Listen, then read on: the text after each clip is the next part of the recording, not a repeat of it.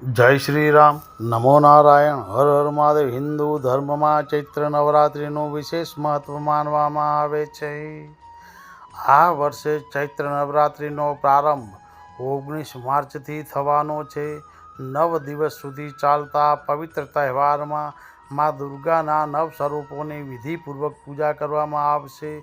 નવરાત્રિ શક્તિ, ભક્તિ અને શ્રદ્ધાનું પ્રતીક પણ માનવામાં આવે છે.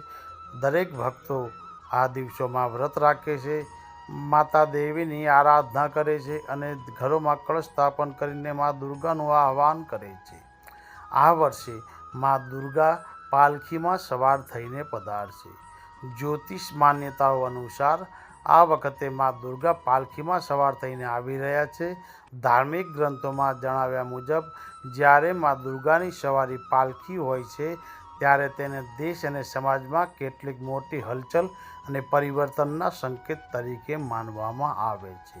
આવી સ્થિતિને લોકોના જીવનમાં ઉતાર ચઢાવ અને અસ્થિરતાનું પ્રતીક પણ માનવામાં આવે છે. તેમ છતાં તેનો અર્થ સંપૂર્ણપણે અશુભ એવો નથી, પરંતુ લોકોને વધુ સાવચેત રહેવા અને ધાર્મિક માર્ગ અપનાવવા માટેનો આ સંદેશ હું આપી રહ્યો છું. બાકીના વિડીયોમાં બીજી ડિટેલ પણ હું તમને આપીશ. જય શ્રી રામ, નમો નારાયણ, હર હર મહાદેવ.